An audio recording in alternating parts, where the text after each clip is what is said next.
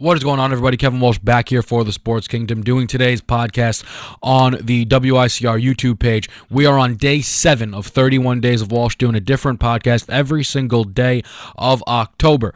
For those who are watching this, though, on the WICR YouTube page, take a look in that description. There's going to be a link to my YouTube page where I've been posting all of the content normally, so you can check out that link, because that's where I'm going to continue to post all the content. Also, it'll be a link to my Twitter page. It's at @TheKevinWalsh, where I'll always be posting the links and notifying people when I'm doing stuff on the WICR page, if I'm doing Facebook Live or the YouTube. So make sure you go follow me over there. And also, if you want to keep the conversation going about whatever I'm talking about, come over there, hit me up, at me, and we'll talk about what is going on in the world of sports. What I want to do for today's podcast, and as you can see by the title of the video, I want to talk about the current college football playoff format. I think right now is the perfect time to kind of discuss this, just looking at the rankings, what's been going on the past couple of seasons, and really understanding that it is time for an expansion. There's a lot of people who seem to be okay with the 14 format. I heard one person make the argument that it makes it an elite group, and it puts a lot of prestige on it. There's 128 FBS teams, if I'm not mistaken. Come on. That's you don't need for it to be 4 teams for it to be that elite of a group. The NFL has 32 teams. They have 12 make the postseason. I'm not asking for the NBA, where 16 of 30 teams within the entire league are making the postseason. I don't need that. You need to expand this. My ideal number of teams is 8. Now, I could understand some people thinking that there should only be 6 slots. I'll make my case for 8, though. But more importantly, there has to be more. Let's just very quickly take a look at the current AP Top 25.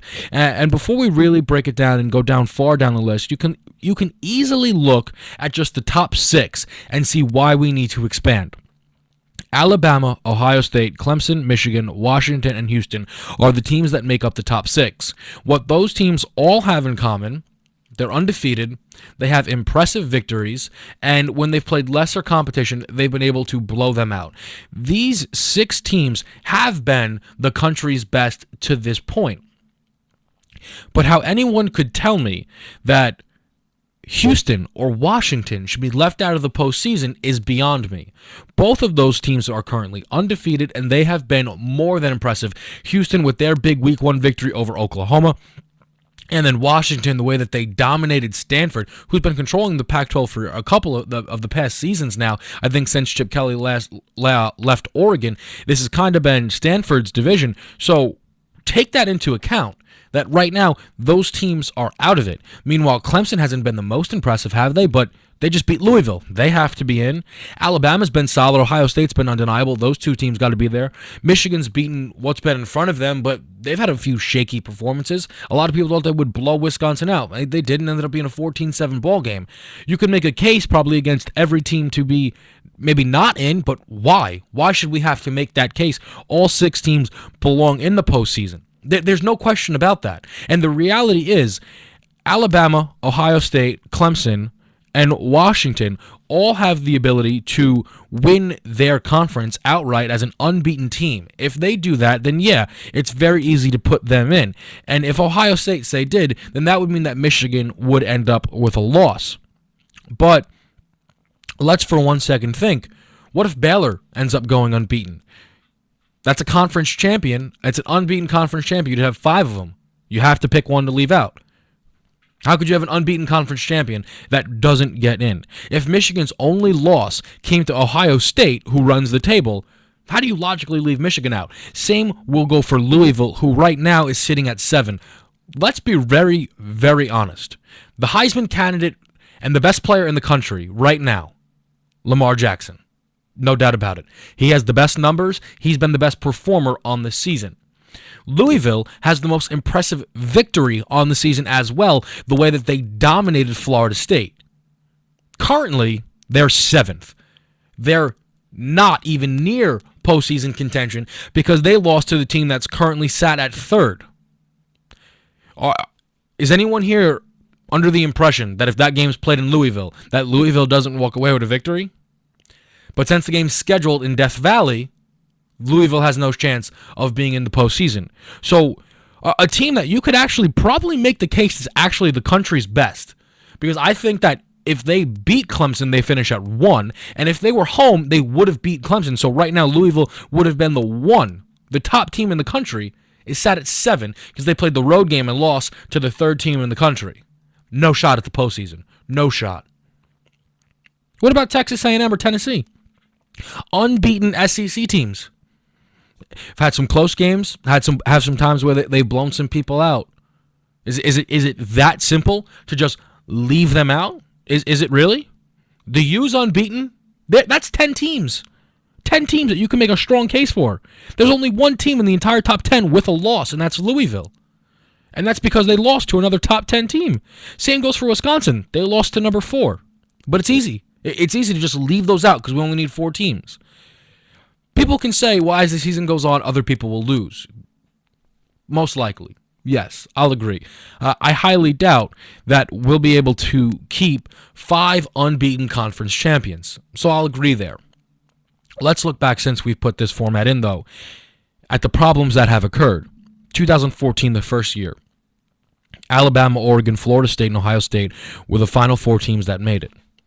Ohio State won the national championship. Ohio State barely made it in. They made it in on the last day, on the 23rd hour. There's a lot of people who thought that Baylor or TCU were much more deserving of Ohio State and should have been in. And when you look at what TCU did, because in their bowl game, they made a very, very, very big statement by beating, at the time, what was ranked number 9 Ole Miss. They won that game 42-3. Put it all into perspective, this Ole Miss team from 2014 beat Alabama. Alabama finished the year as the number 1 team in the country. TCU beat that group 42-3. They got no shot at the postseason. You mean to tell me that TCU couldn't have easily won it? Vice versa, though, had TCU gotten in, then that means that your national champion, Ohio State Buckeyes, wouldn't have been there. Do you see how large of a problem that is? The team that won the national championship was this close to not being there. In the NBA, there are 8 teams that make it from each division. Everybody knows that the 8th seed has no chance. And I think that's maybe why people say it's too clouded, right? But the thought that we need to keep this down to an elite group of 4 is absurd, because the reality is, right now, you could make a strong case that there are 10 teams, maybe even 11, that could actually win the national championship. You can certainly make the case that there are 7 legitimate contenders for the national championship, but we're down to 4. Then let's take a look at what happened in 2015. Your final 4 was made up of Clemson, Alabama, Michigan State, and Oklahoma. That was terrible, because the reality of it is Ohio State deserved to be there more than Oklahoma by far. I even would have had them there above Alabama. And I know that'll take people back because the almighty Alabama, how could anybody ever say anything bad that goes against them? So I'll just harp in on my Oklahoma point. Oklahoma lost to Texas. Ohio State lost to Michigan State, who finished, it was either 2nd or 3rd going into the playoff rankings. They were either 2 or 3. Oklahoma's complete body of work, though, somehow labeled as more impressive. How did Ohio State respond to their loss to Michigan State? Destroying Michigan. In Michigan. Destroyed them. Embarrassed them. That was the response, because that was an elite group. Look at how many players that team sent to the draft class. Ezekiel Elliott, Cardell Jones, Joey Bosa, who was the 3rd pick, Eli Apple, Darren Lee, Michael Thomas. Are you kidding me? Ohio State, because this is left to 4 teams, was robbed of back-to-back national championships. Ohio State would have won the national championship last year. There is not a doubt in my mind. That was the best team in the country. They had one slip-up in a rival game against Michigan State and get taken out. This doesn't happen, though, if we have an 8-team playoff. They easily make it in. And trust me, this thing doesn't become too clouded by putting in 8 teams. Because guess what? Stanford, who didn't make the postseason, if you look at the final rankings of the season, Stanford finished 3rd. Alabama, Clemson, those are the two teams that play in the national championship. 3 and 4 were Ohio State and Stanford, who didn't make the postseason. How could your Final Four not be the 4 teams that make the postseason? There needs to be an expansion, or you are going to consistently, year in and year out, rob a team who has a legitimate shot at winning a national championship from having that opportunity. Year 1, it was TCU, and it was almost the team that won the national championship. Last year, it was clearly Ohio State. And then you look at this season, and we are on the verge of robbing multiple teams. Ohio State has to play Michigan. At Michigan, if I'm not mistaken. It could be at Ohio State. Don't even worry about where it is, actually. Whichever one of those teams loses that game probably misses out on the Final Four spots. Meanwhile, those two teams could face, and at the time that they face off, could be 1 and 2 in the entire country. Yet we will end up putting in the Big 12 Baylor champion. Because why? Who knows? That's what they do. However, if there were 8 teams, there'd be no mistake about it. It'd be very simple. This is the format that I am proposing. 8 teams. You have 5, the big 5 major conferences. Big 12, Big 10, Pac-12, SEC, ACC. Your conference champion automatically gets in. Then there are 3 available spots. When you look at this year, you easily can field that team, because then those back 3 teams become Houston, Louisville, and Michigan. Just saying Ohio State beats them.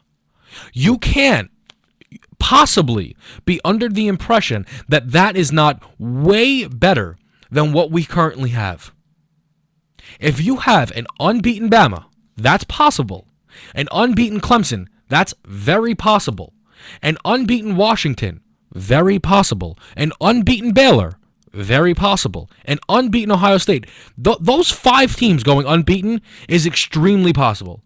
The SEC is not as strong as it's been. Bama should go unbeaten. Clemson has played their toughest opponents yet. Florida State doesn't look as good. Clemson should be unbeaten. Washington's already gotten over their toughest hurdle. They should be unbeaten.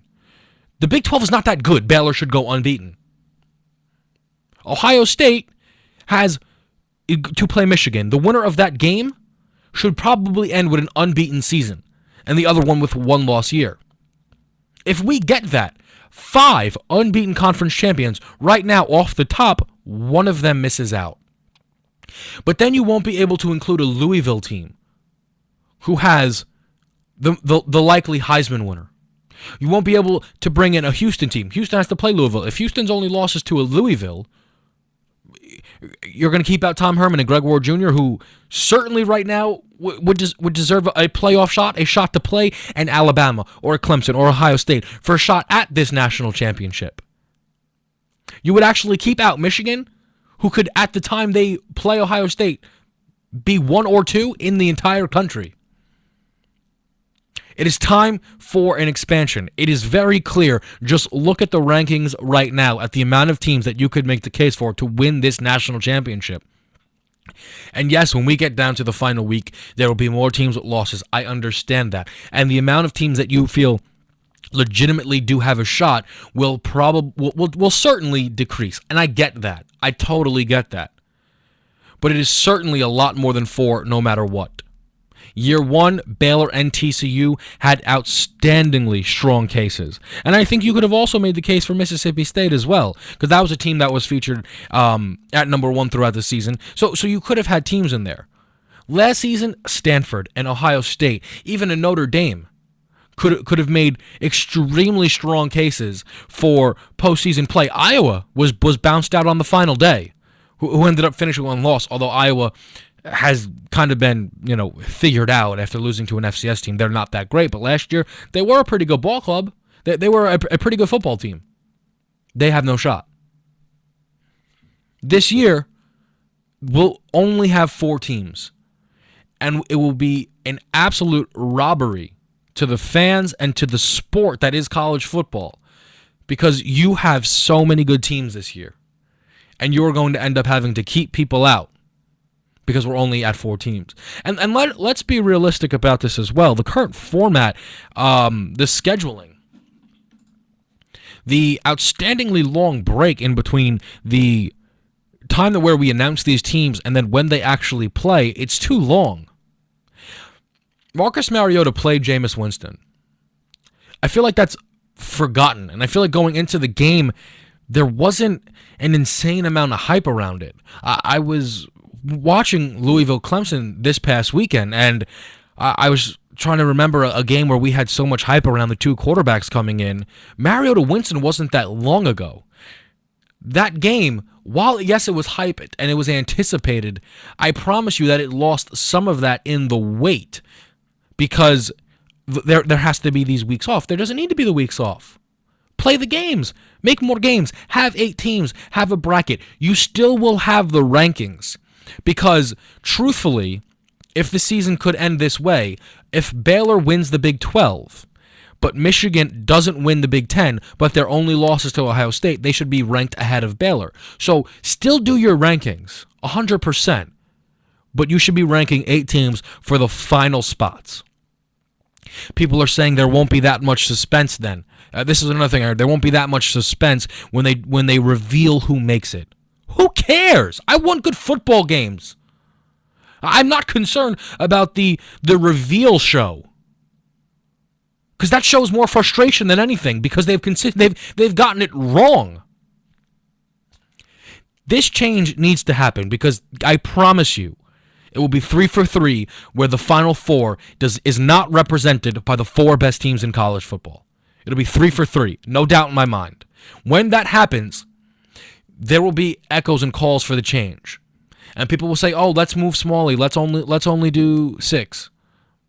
8. It needs to be 8. We need that. There are enough teams in the country to play. There are enough good teams. There's 128 FBS teams. If you're only letting 8 in, that is still that is an elite group. That is extremely prestigious. That is extremely difficult to make it into. This is a change that needs to happen for college football to reach its heights. College football did something this year that was one of the best things that they've done in a while, and that was opening college football week, all these ranked opponents going versus each other, top 25s versus each other, the Sunday night game, that was Notre Dame, Texas, the Monday night game, that was Ole Miss and Florida State. That was terrific. That was incredible. They owned that week right before the NFL took off. And what they do, they took off week 2 college football. But everybody played a bunch of nobodies. But since then, they've had great game after great game, great weekends. What they need to do now is extend this playoff format. It was something that people called for years, and I commend them for getting the job done. It needs to expand now. It needs to continue to be made. It is so important because teams are being robbed of an opportunity that they fight so hard for to actually contend for the national championship. Ohio State, no doubt in my mind, was robbed of 2 national titles. They would have been back-to-back champs. There's no doubt in my mind. Due to the format, that doesn't happen.